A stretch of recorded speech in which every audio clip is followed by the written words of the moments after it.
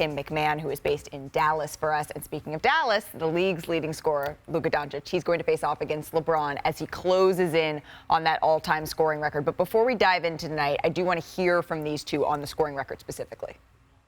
We have a lot of great scorers in our league, you know, with KD being one of them, Kyrie, Embiid, Giannis, Luka, he's young. Those guys, they put numbers on the board.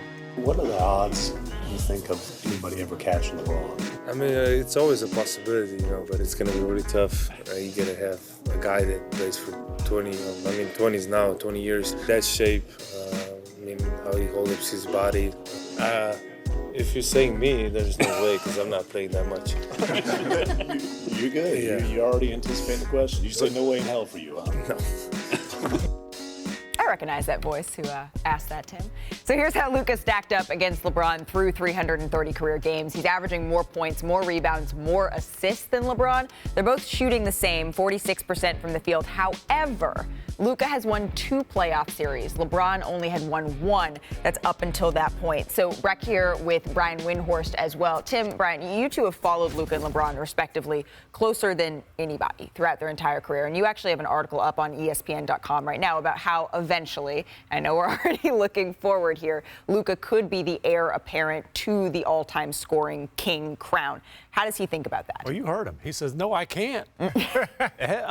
He ain't trying to play 20 years. He says he's going to be on his farm in Slovenia. Now, he doesn't have a farm in Slovenia yet, but he says he has a buddy who has one. He knows how to get one. He's got the means. Got a guy. He's looking to, you know, make cheese and stuff 20 years from now, not climb an all-time scoring list. And as much as the scoring list is obviously about production and you know, ability, the ability to put the ball in the basket, it's about durability. It's about taking care of your body.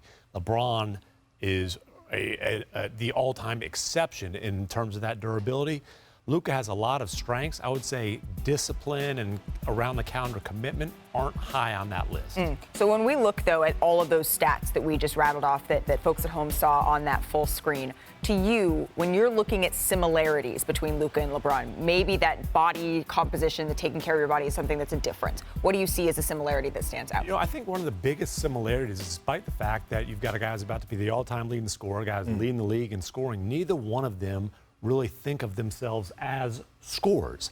They don't necessarily think of themselves as facilitators, but they're orchestrators. They are guys, these are two of the most brilliant passers ever to play the game. And like I said, they are guys who are offensive orchestrators who, you know, if they need to dominate a game with 15 assists, they can do that. If they need to dominate a game, you know, as we've seen Luka lately with 50 points, as obviously LeBron's done that many times in his career, they can do that, but they aren't just pure bucket getters. They're just brilliant offensive players. Right. So we're based in Los Angeles, and so we see reporters come and go through Crypto.com Arena, and oftentimes reporters will come in from other cities, and they'll ask LeBron for his thoughts on the star player of whatever team is coming through. What do you think of this young star? What do you think of that young star?